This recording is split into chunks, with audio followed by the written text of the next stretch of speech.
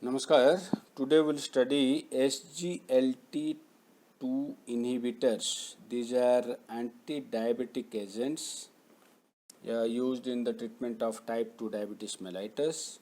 And what is this diabetes mellitus? This is a chronic metabolic disorder characterized by hyperglycemia, where the fasting blood sugar increases more than 7 millimole per liter, and post 2 hour postprandial blood sugar increases more than 11.1 millimole per liter.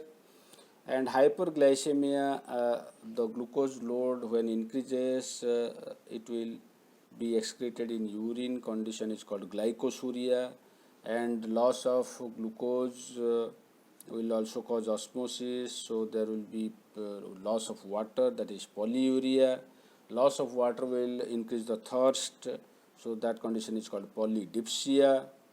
And these conditions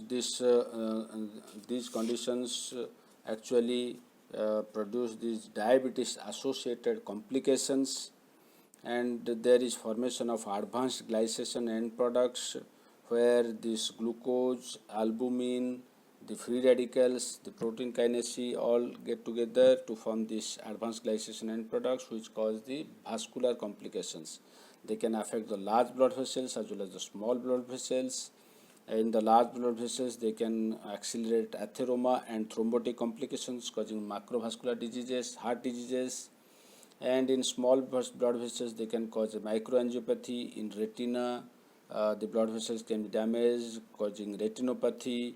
Similarly, nephropathy by damaging the blood vessels in kidney, neuropathy by damaging these blood vessels and affecting the peripheral nerves. So retinopathy, nephropathy, neuropathy are the complications associated with diabetes.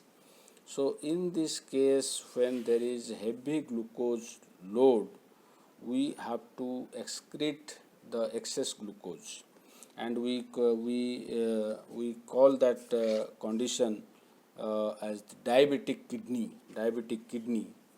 So when normally what happens, the blood glucose is excreted by glomerular filtration, and glucose appears in urine, but when if you test, then there is no urine. Why? Because immediately after filtration in the proximal convoluted tubule, there is a transporter called sodium glucose cotransporter 2, SGLT2, which causes the reabsorption of glucose. So there is 100% reabsorption because of this SGLT, and no glucose appears in urine of a normal person. But when there is heavy glucose load, the limit of reabsorption is crossed, and glucose appears in urine. And those patients in whom this glucose load is heavy, causing the complications, diabetes associated complications, in those patients we have to use this SGLT2 inhibitors, and we have to inhibit this reabsorption, and so that glucose can be excreted, the excess glucose can be excreted. So let us see, this is a structure of nephron, where the afferent arteriole brings the blood into this glomerulus, and this is efferent arteriole. So this is the diameter is large here, diameter is small here, because of which there is a compression here and the pressure created, because of which filtration is there. Glucose is also filtered here, but that glucose is reabsorbed. Reabsorbed means again enters into the blood circulation through this proximal convoluted tubule. So the parts of nephron: glomerulus, proximal convoluted tubule, loop of Henle, and distal convoluted tubule, then collecting duct.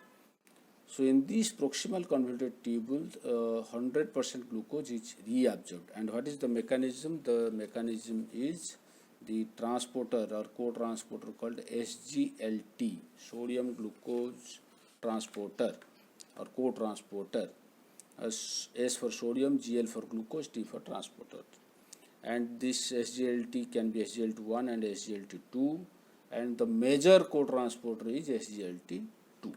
So we can target this SGLT2 by using drugs called glyphosins, and drugs like sorgliflozin, ertugliflozin, dapagliflozin, empagliflozin, ipragliflozin, luciogliflozin, tofogliflozin, sotagliflozin, remogliflozin, canagliflozin.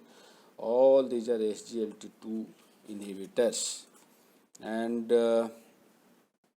these drugs are used when there is poorly controlled diabetes with high HbA1c, and we call that condition as the diabetic kidney.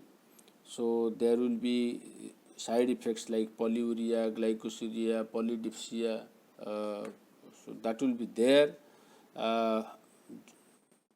but the glucose level will decrease. So that will again cause there will be risk of bacterial and fungal infection. There will be increased risk of sodium loss. So there are many disadvantages by using all these drugs, but when there is diabetic kidney and the glucose load on the kidney is very high, these drugs can be used. So this is all about SGLT2 inhibitors. Thank you.